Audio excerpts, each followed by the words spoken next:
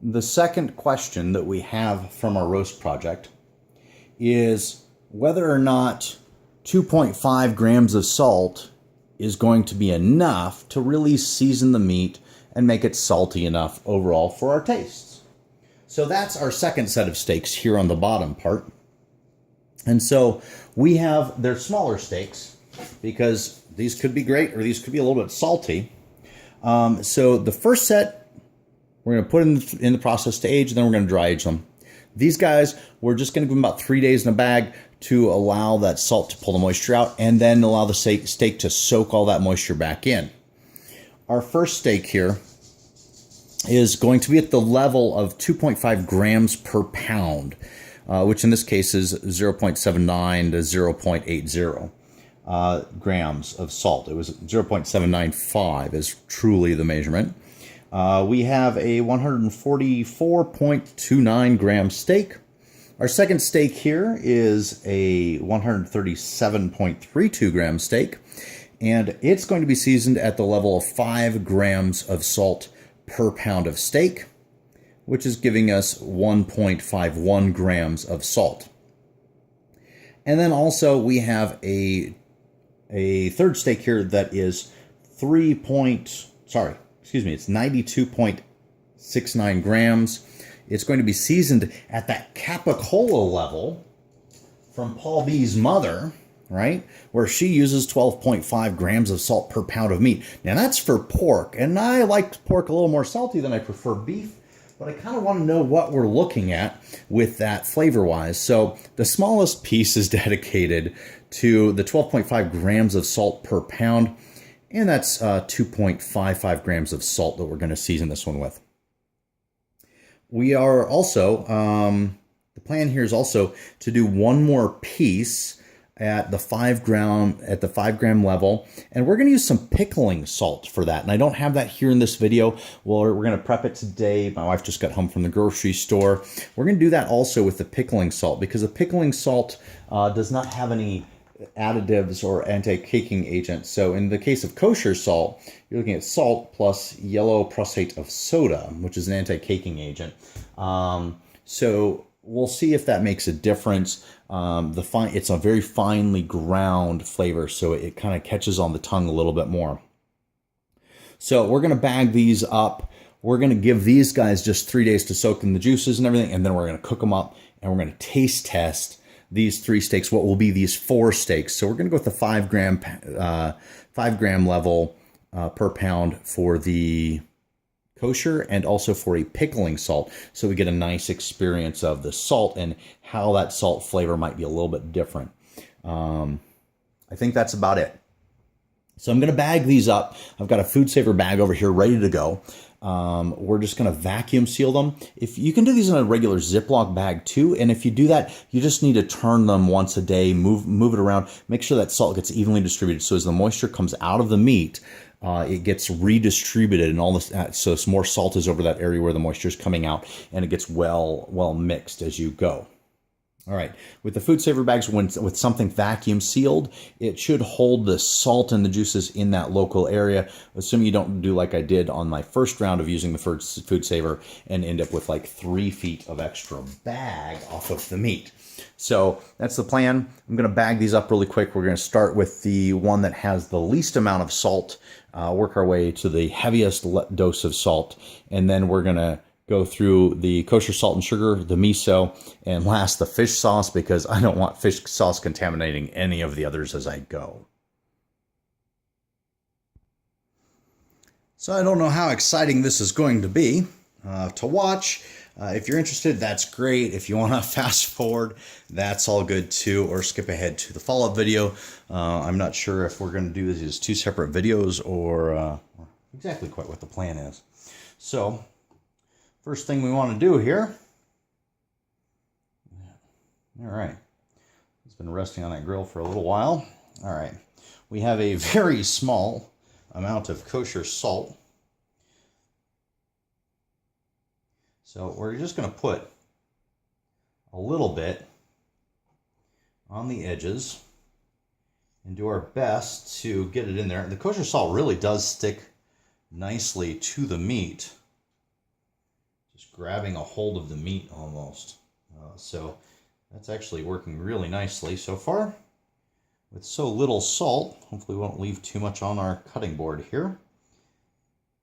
Kind of silly to be so precise with such a small amount of salt, but the idea is I want to be able to upscale this to my roast so that, or my larger cuts of meat when I'm aging them for a longer period of time, so that I don't get a surprise, but instead I know about what level of salt is on there and how much I might need to add while cooking if I choose to do it that way, just so I have a better idea of where we fall in that.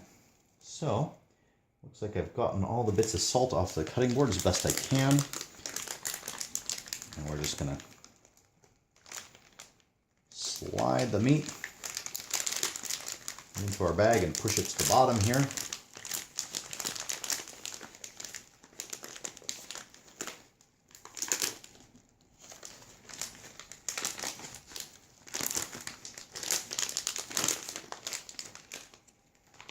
All right. It's one of those things where having more clean hands is probably a good plan. That's like planning ahead or something. All right. So I'm going to cut off this Food Saver bag and hope that I'm not cutting it too short. That's not going to work with my left hand, so we're just going to have to clean the scissors really good when we're done with all this project. By the way, we did wash the scissors really well beforehand. So just something to keep in mind. Food safety. And we are going to use the wet mode for this, the moist mode, because that's our plan, is to get the moisture out of this and actually have it available for the meat to be used in a good way. All right. So I've got the Food Saver bag storage. I'm a little new to Food Saver, so just trying to remember which end goes down. It's that the crimped end goes on the bottom, the crinkly end, and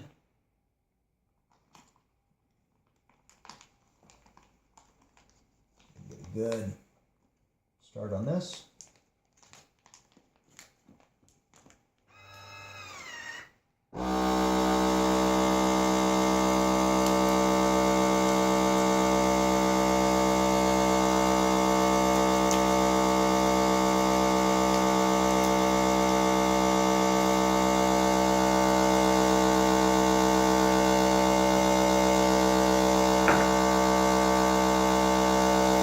I think I might not have had that bottom edge tucked under there well enough, because that should have sealed by now. It got a little bit, I might have cut my bag too short. Living and learning. Living and learning. All right. Gonna clean up my edge here. So, if you want to learn about using a Food Saver, you're going to learn through trial and error by watching this.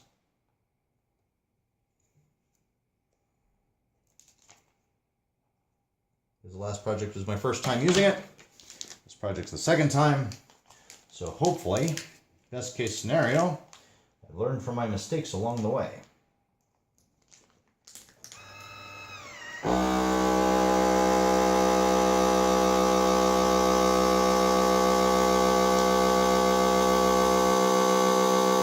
Seems to be pulling out there a little better. I think I did cut my bag a little short. I'm not sure if this corner stayed in the seal or not.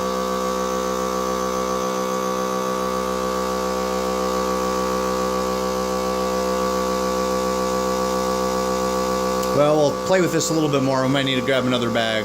You don't need to watch my my 18 million tries here.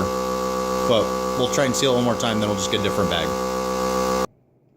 So I learned that nice straight edges shouldn't be underestimated when it comes to sealing the Food Saver bag. So this crooked edge here worked fine to get the seal on there, but it doesn't actually have, like, this corner wouldn't have made it into the vacuum section. So it would have been impossible to get a really solid seal on there with good vacuum, right? So, nice clean edge that's long enough you can get it into the vacuum and the seal both, and that worked out really nicely.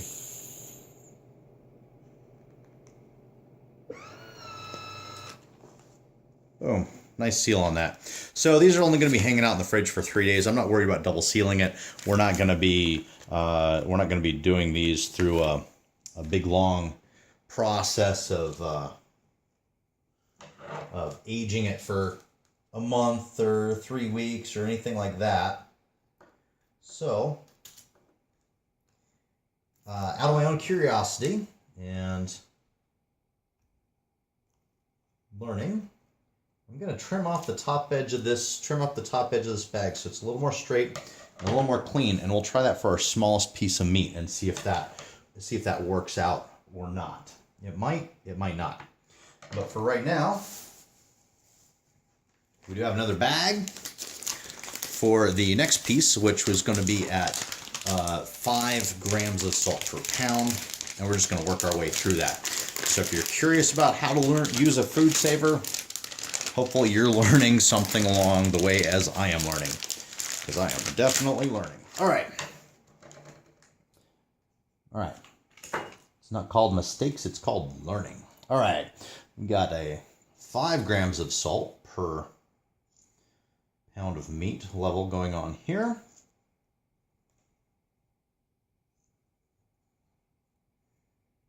And for the size of our meat, we still have a fair amount of surface area, even a small one to cover.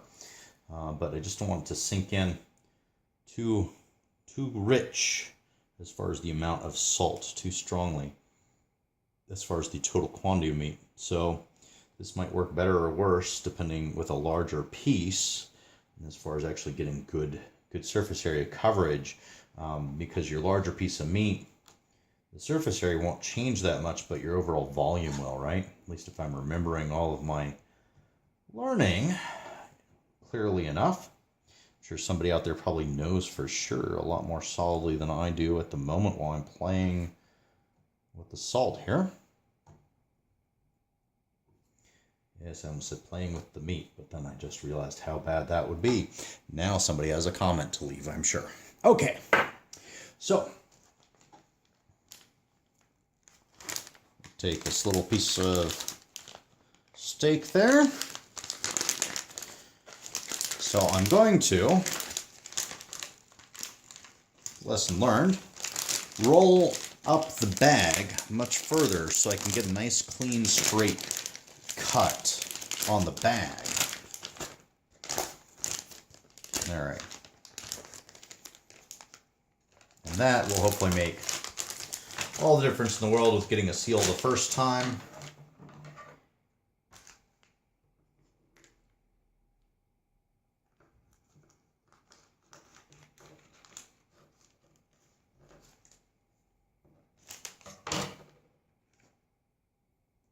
All right. Little salt stuck to my fingers, but nothing too much there. All right, here we go. And the verdict is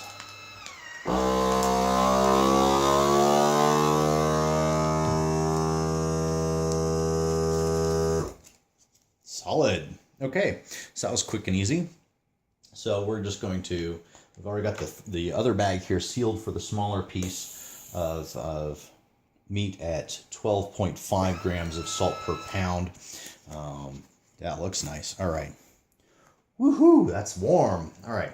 While we're at it, before I forget, I'm just going to take the edge that I cut and use that to make a seal here. Just going to press the seal button.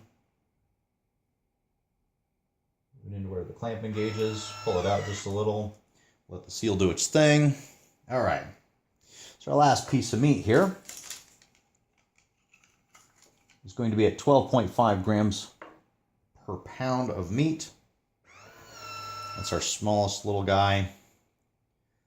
Lots of surface area for the amount of meat, but still same amount of salt by mass. So this is actually, this is going to be a salty piece of meat, but hopefully it'll be pleasantly salty and not like, wow, we should throw that away. But it could be at the level of jerky, which we just might learn how to do a nice aged jerky. Make a really fine piece of jerky. Okay. I'm on a meat binge right now. That sounds delicious. Watch some of the other videos, and some people were just like, oh, so excited about the meat aging, and oh man, this piece of meat, it looks amazing, and wow. And you know, I thought, wow, they are really just like overacting, way overdoing it. They are just like more excited than any human being should be about that. But let me tell you, as I'm doing this project, I open the fridge and I look at the meat that we put up the other day, those nice pieces to age, and I drool every time I see them. So I'm starting to understand how authentic those people were actually being with their raving excitement levels. Really, they were being very genuine because, you know, until it's sitting there in your fridge and you're looking at it every day, I think it's really hard to understand, because I sure did not understand it. And I'm a fan of beef, don't get me wrong. Never bothered to learn too much about it. I grew up on the Nebraska corn-fed beef, and all those, you know, Dad's coming from a family of farmers in Nebraska, so we got the good stuff. All right. See if this works better with our trimmed bag.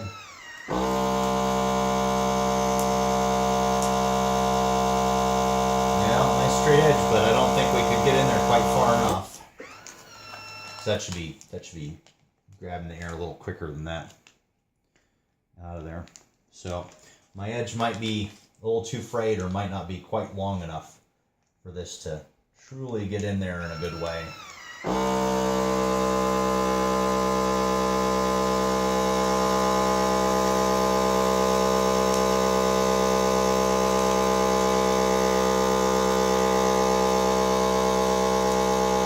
So live and learn. This one isn't going to be sealed as well as the others, but I think that it's going to be close enough.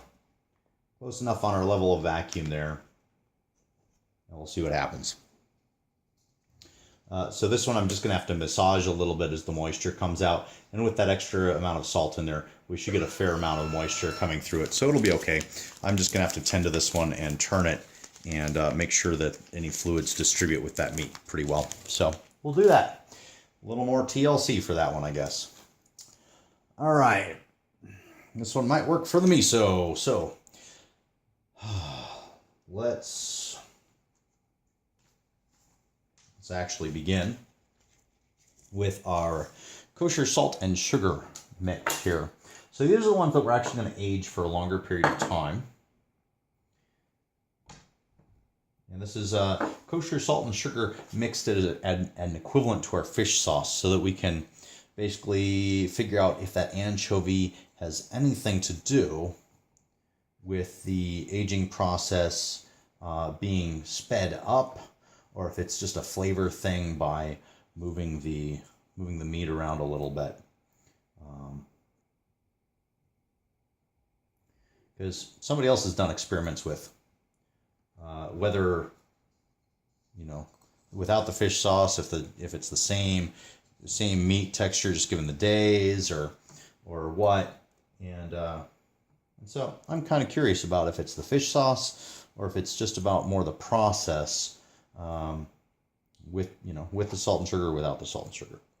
So I'm kind of excited to wonder about that. After I have the same question answered for myself, I gotta tell you, I would totally use brown sugar for this. All right, brown sugar on that would be delicious. All right, see, you can't help but get excited about it when you're working with aging these steaks so much. All right, should we try it? Let's try it. Why not?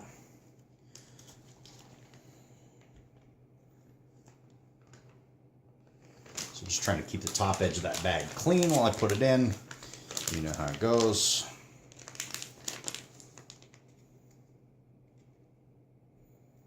All right. So I got some of this on my fingers, but it is just going to have to be what it is. This bag will rinse later. Swishing it down at the bottom edge to get a good seal. I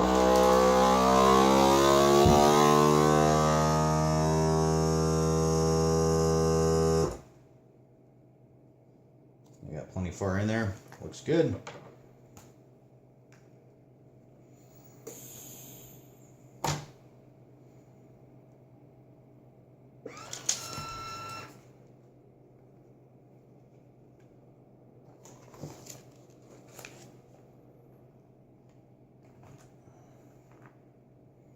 All right, so we're going to try the miso here.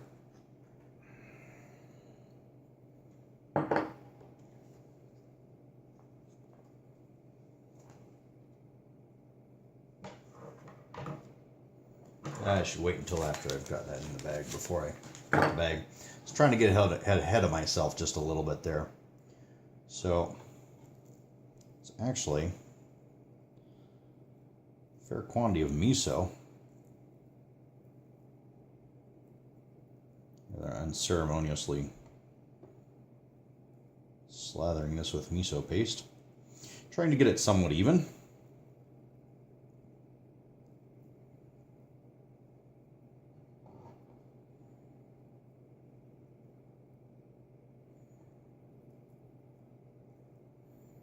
Okay, if you know what miso is and you like miso, you're like, that could be really good, but that looks like a lot, Brett.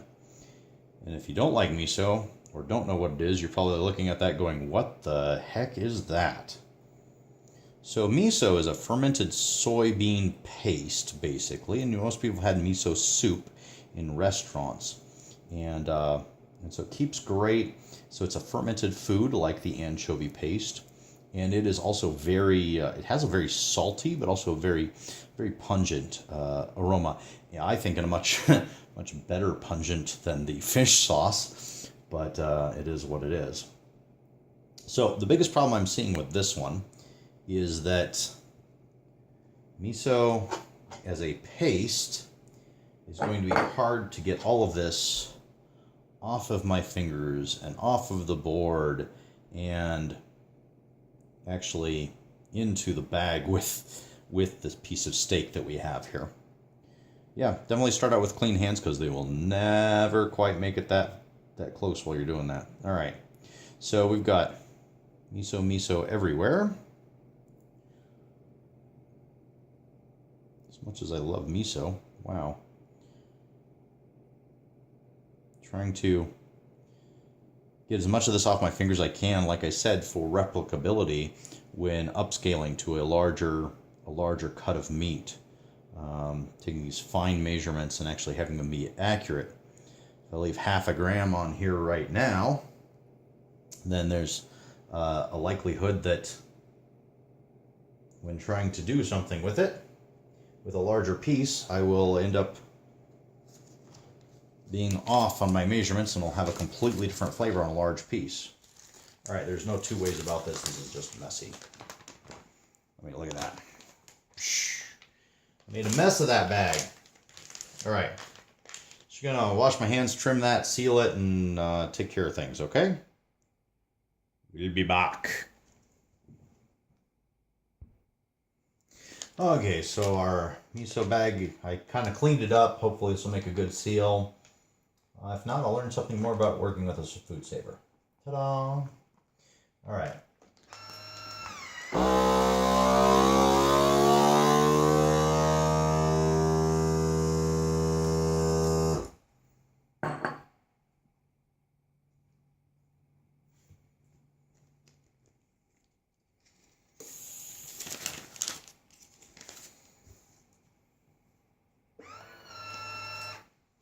Okay, that looks pretty good. All right, that actually turned out okay. Nice. All right, I'm excited about how that turned out. So we've got one last chunk of steak to do. And you know what? I think trying to do it in that last chunk of bag would be a little bit on the foolhardy side. So we'll save that. We'll use this for our 5.5 grams per pound salt using the pickling salt. This guy, we're going to put in steak and we're going to put in fish sauce.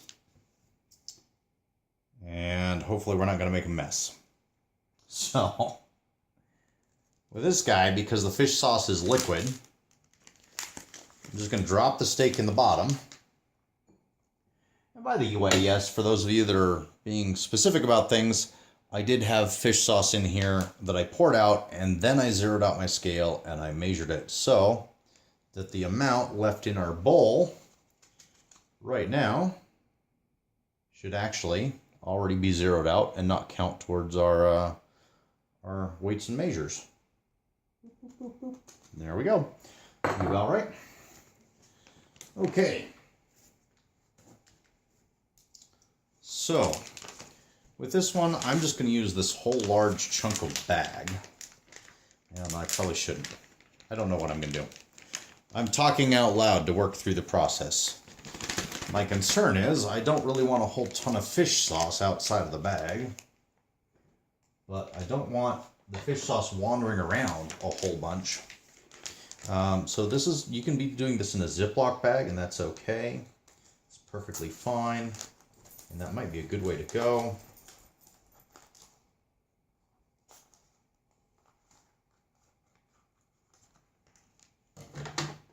Okay, managed to cut that somewhat straight. A little fish sauce at the edge here. We're going to try and just give the bag a quick wipe. And fish sauce, with, you know, I usually don't spend this much time with my nose in fish sauce versus cooking with it. It's usually like right into whatever sauce or thing we're making. So, all right, got it set for moist foods. I'm gonna give it a quick.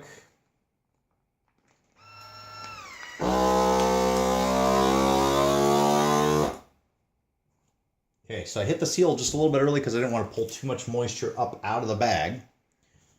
But we still got 5 greens on that before, so it was probably just about to stop itself anyway. All right, yeah, we did get some fish sauce out of the bag. Hopefully not too much. We take a peek in here. Yeah, there's a bit of fish sauce. So we had some fish sauce loss. Oh, you know what? I'll tell you exactly how much, but yeah, that's a decent amount of fish sauce lost there. Life goes on, though. It's an experiment. We do our best, and we allow room for error. And that did not seal all the way. Great, fabulousness. So what we need is to seal that again.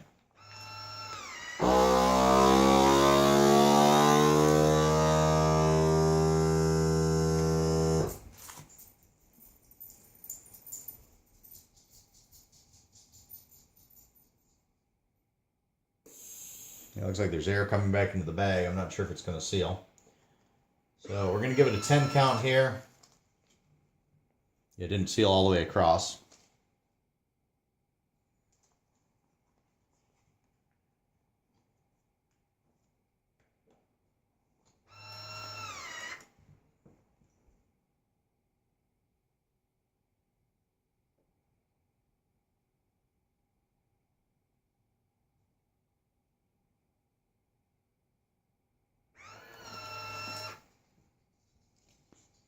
Okay, that looks like it's sealed all the way across, just barely. So I think my suggestion with the fish sauce for future would be just put that sucker in a Ziploc baggie. I'm not sure it's worth the time and energy to keep messing with trying to get a good seal on that, given the quantity and what we're doing. I think I just put that in a Ziploc baggie, use a straw that sucks some air out, or you know, maybe use one of the food saver bags or the marinator or something like that to really help it penetrate. Okay, looks like, I forgot what count we are on, 3, 4, 5.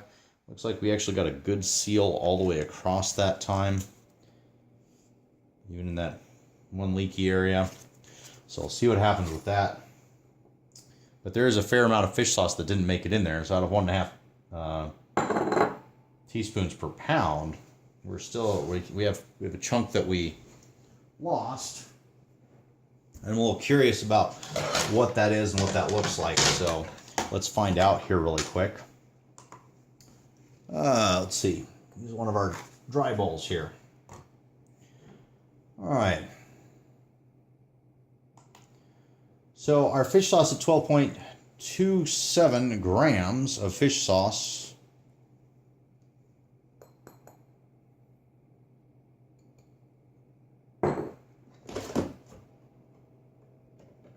What a mess. We end up with, looks like almost half of it end up not making it into the bag. So, that in some ways defeats the purpose of our experiment, doesn't it? So that amount is kind of important for us to get correct in one way or another, some way, shape, or form, because I want to be able to have some clue about how much, if we're using the right measurements, how close we are with things and versus how far away we are. So maybe this is foolhardy. My dad would be probably the first to tell me I'm being too particular about this. And yet, what we're going to do is we're going to try and get that, or at least most of that, 6 grams of fish sauce into this bag once more.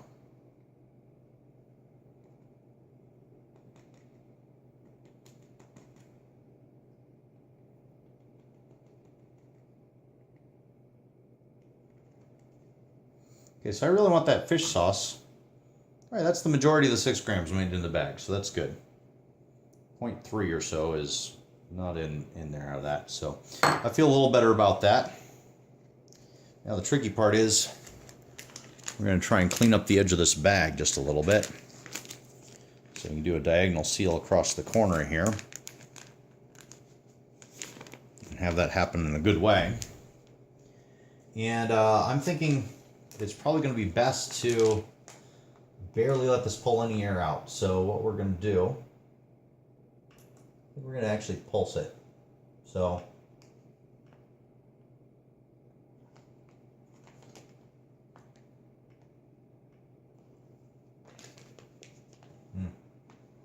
if I can get it in there far enough.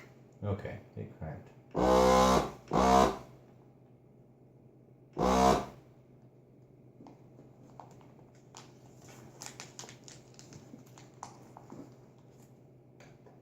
Okay, so we took out just a little bit of the air. Hopefully kept most of the fish sauce in the bag this time, and we'll hopefully get a good seal also on the first try. If we didn't pull the fish sauce through. All right. Looks like we didn't pull the fish sauce on out too badly, and so we got a good seal through here, and you can see the liquid surrounding the meat now. There's some air, but you can see the liquid surrounding it to where we'll be able to work with this, massage it in the fridge and get it going.